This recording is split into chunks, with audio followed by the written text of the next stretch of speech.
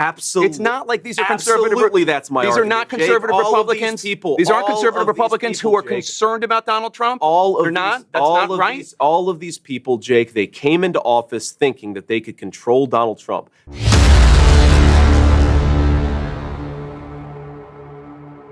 All right, so what you're about to witness is a debate between Trump deranged CNN Jake Tapper and JD Vance, okay? I say debate because this wasn't an interview, all right? Clearly, Jake Tapper had an axe to grind himself. Clearly, he wanted to push the narrative, and the reason why is because no matter how many times CNN says, well, we are fair to both parties, they're not. They lean left considerably. So let's start with probably the biggest story currently right now is why are there so many people from the last Trump administration coming out against him? Here's what JD Vance had to say about that. I'm talking about people who worked for Donald Trump in his first administration. That's what I'm talking about. I'm talking about not just John Kelly, but Mark Milley, who was the Trump-appointed chairman of the Joint Chiefs of Staff. Who disobeyed Trump's direct orders on troop redeployments in Syria. And I'm talking about the guy that had your job. A massive violation of his constitutional oath, by the way. I'm talking about the guy that had your job before Donald Trump's supportive crowd wanted to hang him, Vice President Mike Pence, who said, as you know, that Trump put himself before the Constitution.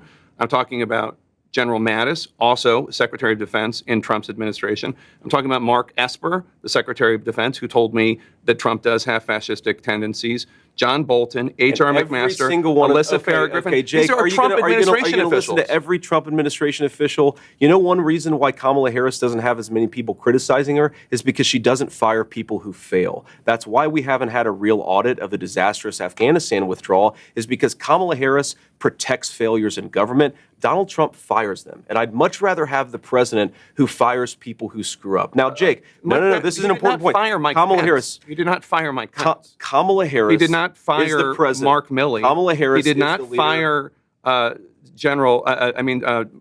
John.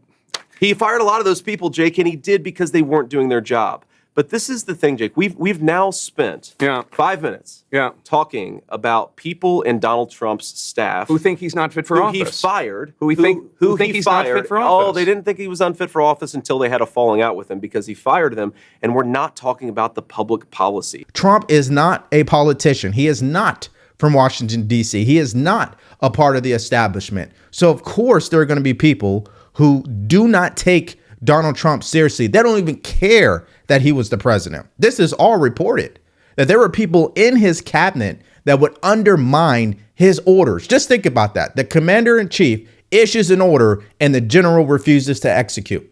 I would fire that general too. So at the end of the day, my opinion about all this is these individuals have no credibility. And if what they say about Trump is so true, why did they not resign? Why do they wait until a couple of weeks from the election? Right? Why did they wait when they found out that he was going to run again? If he is as bad as they say he is, wouldn't you drop your resignation papers immediately? Now, speaking of that whole Russia hoax, of course, JD Vance had to check Jake Tapper on this. Check it out. Well, ask yourself a basic question about network integrity.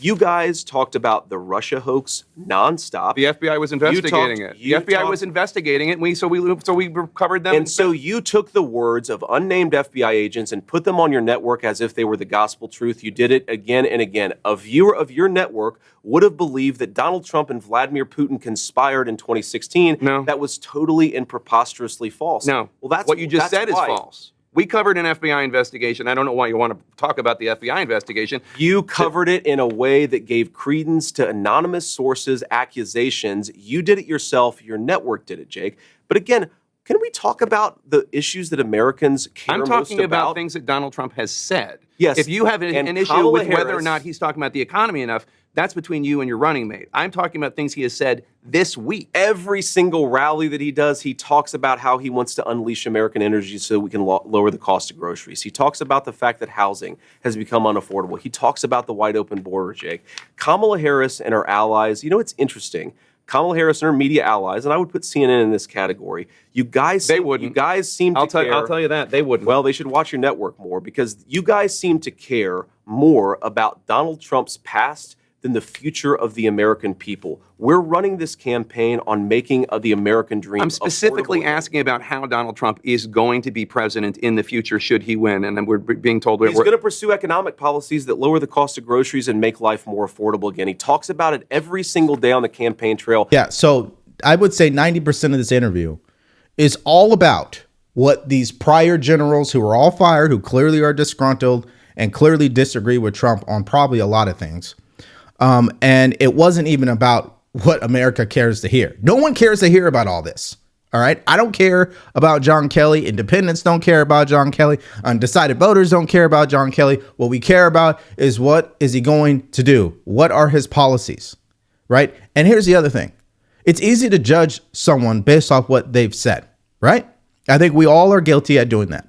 But the ultimate judgment comes when you look at what people do.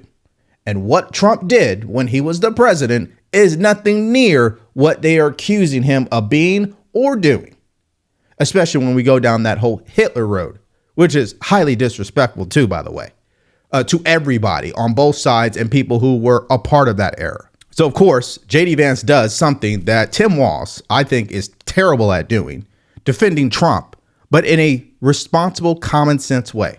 Listen to this. This is not a guy, John Kelly, going to brag to Jeffrey Goldberg, who is interested in the American truth or is interested in telling an honest account of Donald Trump. He's a guy with an axe to grind because Donald Trump fired him and disagreed with him on policy. So all those 10 people, including the former vice president, Mike Pence, all of these people have this horribly damaged worldview, and they're all just going after Donald Trump because they want to send people into war? That's really your argument? Absolutely. It's not like these are conservative. Absolutely, that's my These argument. are not conservative Jake, Republicans. These aren't conservative Republicans who are Jake, concerned about Donald Trump. They're not. That's not right. All of these people, Jake, they came into office thinking that they could control Donald Trump. That when he said he wanted peace in the world, Mike Pence thought he could control Donald Trump. Yes, he did. And when he found out that Really? when he found out that he couldn't, they all turned on Donald Trump, and a lot of them got fired. And we're running, and we're trying to staff the government with people who are going to govern according to principles of peace and prosperity. Let me ask you. They're pissed off about it. Now, Jake Tapper laughs because obviously he knows it's true. He knows that Donald Trump was an outsider at that time. So as soon as Donald Trump challenges the status quo, you got people on both sides of the aisle coordinating against Trump. Can we remember what just happened this year? You think the Republican Party wanted Trump to be the nominee? No, they didn't. It was people like me and people around this country who were American citizens, the people who wanted Trump to be the nominee. If they had it their way, they'd have Nikki Haley, right? Because she's a part of the establishment, okay? The status quo. And that's why they don't like Trump, because he's not one of them. You may hate his personality. You may think he's too vulgar. You may think he sends mean tweets, all of that. And it could be true. But the results show that Trump is by far the only person who had the balls to go to Washington and put the middle finger up to everyone. Now, this was definitely a heated interview, but don't get it twisted. JD Vance is very professional, button up, and tactful. Watch the way he ends this. Let me ask you, because we're being told that we're over. Yeah. One more question, because we have to go to this rally. You are running to be vice president of the United States. Of course. And there is a 50-50 chance, maybe better, I don't know, that you're going to succeed. Are you running to be vice president of the United States, or are you running to be vice president of the red states? Because if you win, and there's a decent chance you will, you're going to be vice president of childless cat ladies. You're going to be vice president of legal Haitian migrants in Springfield, Ohio. You're going to be their vice president too.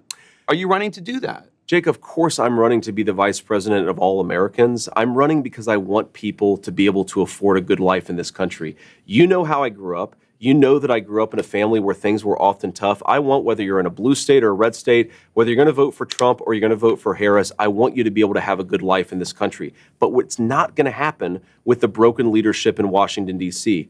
Let me give you a statistic, Jake, because here is what the leadership of people like Kamala Harris and Nancy Pelosi and, yes, Mike Pence over 30 years in this country has led to. A person with a bachelor's degree lives 7 years longer than a person without a bachelor's degree.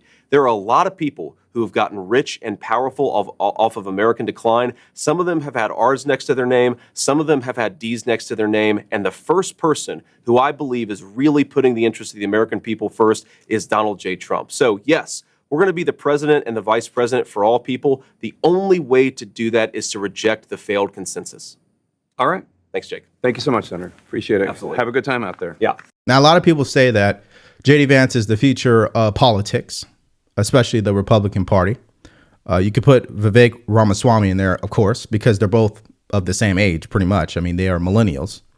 Kamala Harris is not the future of the Democratic Party. She is not a new generation of leadership. She is just like Joe Biden and all the rest of them, okay? She's 60 years old. Can we stop it with that? All right? JD Vance is 40, okay? That is a huge gap when you're talking about the generational age. So let me just say this, guys. All right? CNN clearly, Jake Tapper had a narrative he wanted to push this entire interview, which is why all of the clips sound similar, because it's all about what Trump allegedly said or what Trump said, but they only took one piece of it, and now they're trying to push their own narrative. And they're not going to play any clips and show you the full sentence. And here's the thing about Trump. If you sat down and you watched that Joe Rogan interview, or you watched the podcast with Andrew Schultz, you got to see exactly why it's so easy to take his comments out of context. It's because he'll make 5 points at one time, right? He's all over the place.